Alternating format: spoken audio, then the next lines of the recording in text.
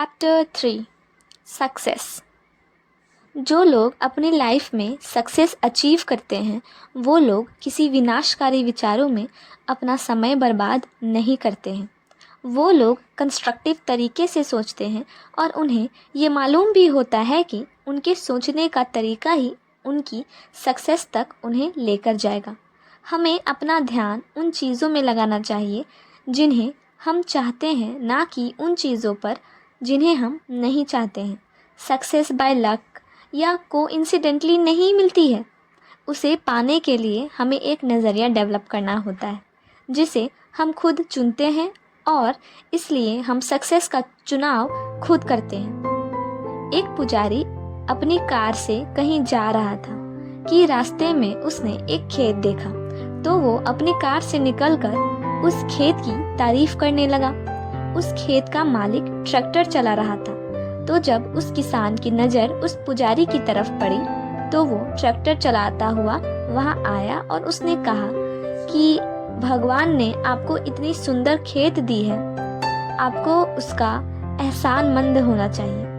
किसान ने जवाब दिया, मैं इस बात का उनको शुक्रिया करता हूँ, पर आपको ये खेत तब देखनी चाहिए थी जब इस खेत को भगवान ने अपने हाथों में रखा हुआ था। देखा जाए तो सक्सेस कुछ नहीं बल्कि बस कुछ बेसिक प्रिंसिपल्स को लगातार दोहराना है, और इसका उल्टा भी उतना सही है कि असफलता कुछ नहीं बल्कि कुछ गलतियों को बार बार दोहराना है।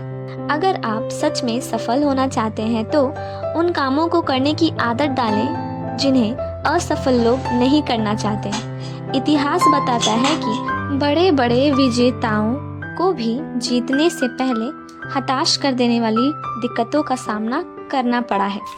उन्हें जीत इसलिए मिली क्योंकि वो अपनी असफलताओं से मायूस नहीं हुए। एक दिन एक बायोलॉजी के टीचर अपने स्टूडेंट्स को पढ़ा रहे थे कि कैटरपिलर एक तितली में कैसे बदलता है। उन्होंने अपने स्टूडेंट से कहा कि कुछ ही घंटों में ये कैटरपिलर एक तितली में बदल जाएगा, और उन्होंने ये भी कहा कि ध्यान रहे कि कोई भी स्टूडेंट उस कैटरपिलर का मदद ना करे। और इतना कहकर वो क्लास से बाहर चले गए। स्टूडेंट्स उनका वेट करते रहे और फिर उन्होंने देखा कि वो कैटरपिलर उस कोकून से निकलने की कोशिश करने लगी, और फिर एक स्टूडेंट ने उस कैटरपिलर की मदद कर दी। उसने उस खोल को तोड़ दिया जिसकी वजह से वो आराम से बाहर आ गई। उसको जितना स्ट्रगल करना था वो कर नहीं पाई, जिसकी वजह से उसके पंख खुल नहीं पाए और बस थोड़ी ही देर बाद वो मर गई। हमारी ज़िंदगी में भी यही उसूल लागू होता है। ज़िंदगी में कोई भी कीमती चीज़ बिना किसी स्ट्रगल के नहीं मिलती। प्रॉब्लम को दूर करके आगे बढ़ने वाले लोग ज़्यादा सुरक्षित रहते हैं इन कंपैरिजन वो लोग जिन्होंने कभी किसी प्रॉब्लम का सामना किया ही ना हो। अधिकतर लोग ठीक उसी समय हार मान लेते हैं जब उन्हें सफलता बस मिलने वाली ही होती है। हम सफलता को इस बात पे नहीं मापते कि हमने ज़िंदगी में कौन सा ओहदा हासिल किया है, बल्कि इससे मापते हैं कि हमने वो मुकाम कितनी रुकावटों को दूर करके हासिल किया है। अगर हम इतिहास को देखें तो पाएंगे कि हर वो महान सफलता के पहले बहुत सी महान असफलता भी जुड़ी हुई है। एक आदमी की ज़िंदगी की कहानी बड़ी ही मशहूर है। ये आदमी 21 साल की उम्र में बिजनेस में फ़ेल हो गया, 22 साल की उम्र में वो एक चुनाव में हार गया और 24 साल की उम्र में उसे बिजनेस में फिर से फ़ेल हो गया।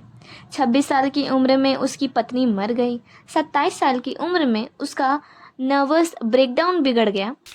34 साल की उम्र में वो कांग्रेस की चुनाव जीत गया और 45 साल की उम्र में उसे सीनेट के चुनाव में उसे हार का सामना करना पड़ा, और 47 साल की उम्र में वो वाइस प्रेसिडेंट बनने में असफल हो गया, और फिर 52 साल की उम्र में वो अमेरिका का प्रेसिडेंट चुना गया। ऐसे ही एक ऊंचा सुनने वाला लड़का स्कूल से बाहर आ रहा था, तभी उसके टीचर ने उसके पॉकेट में एक नोट डाल दी, और उस नोट में था, आपका बेटा कुछ नहीं सीख सकता है, उसे स्कूल से बाहर निकाल लीजिए।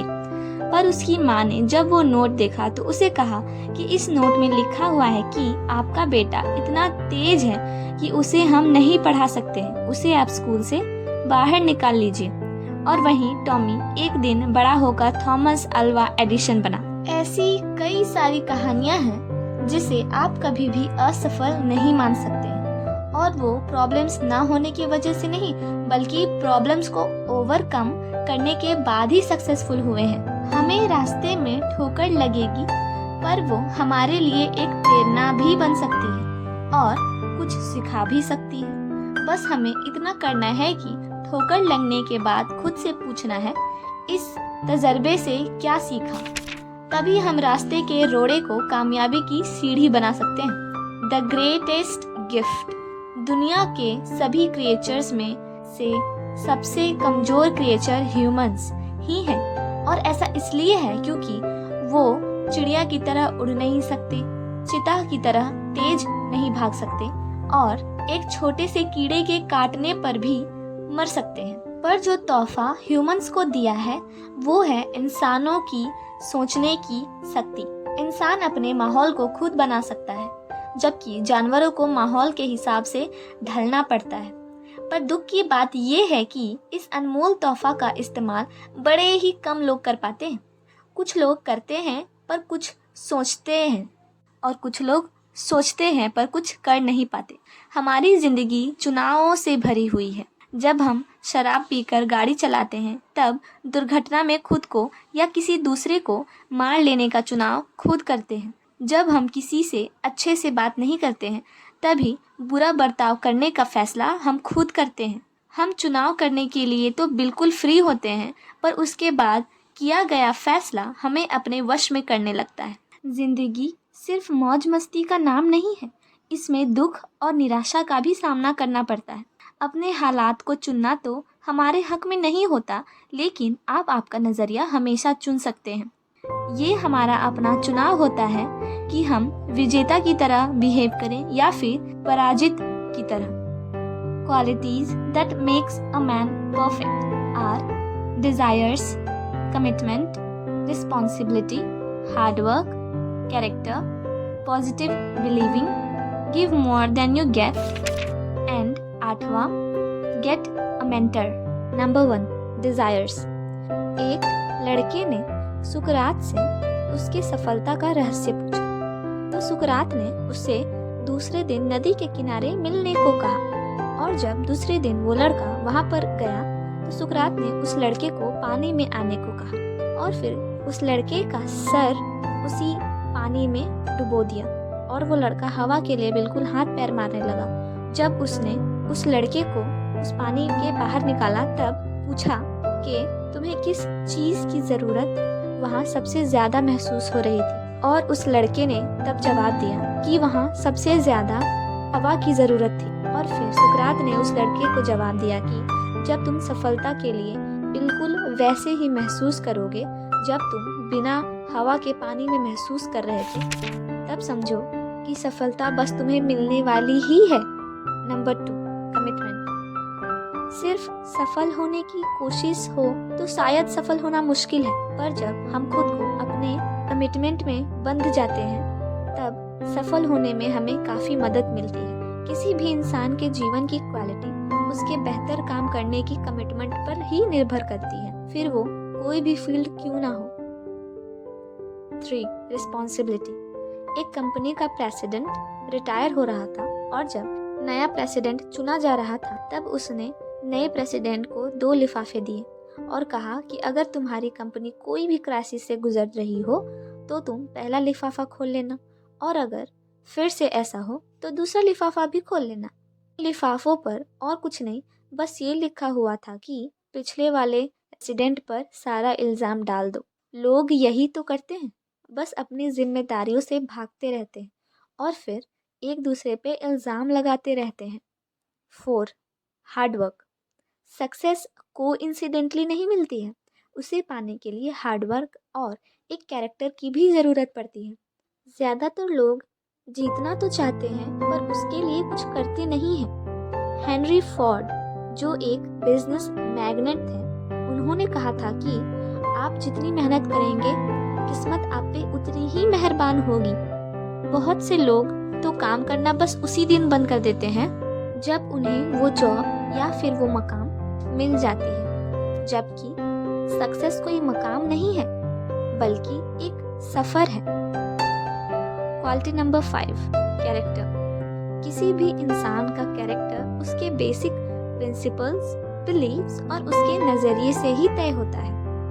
हमारा कैरेक्टर जैसा भी हो वो हमेशा हमारे कार्यों में और हमारे बर्तावों में झलकता है। Quality number 6, positive believing.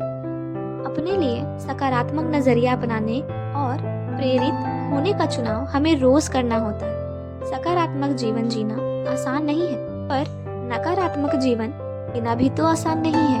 सकारात्मक विश्वास तो सकारात्मक जीवन जीने से भी ज़्यादा ज़रूरी है। Quality number 7, give more than you gate. कोई भी काम करते समय सोचे कि मैं इसे और वैल्यूएबल कैसे बना सकता हूँ या बना सकती हूँ। हम जब किसी की मदद करते हैं तो हमारे मन में ये नहीं आना चाहिए कि एक दिन ये मुझे भी मदद करेगा या करेगी। कहते हैं ना, निस्वार्थ भाव से वो चीज़ हमें अपने अंदर इनबिल्ड करना होगा। 7, give more than you get. 8, get a mentor. ईश्वर और गुरु दोनों सामने खड़े हों तो आप पहले किसे प्रणाम करेंगे? हिंदू परंपरा के अनुसार हम पहले गुरु को प्रणाम करेंगे, क्योंकि उनकी सहायता के बाद ही हम कुछ अच्छा अचीव कर पाते हैं। तो ये था चैप्टर 3, सक्सेस।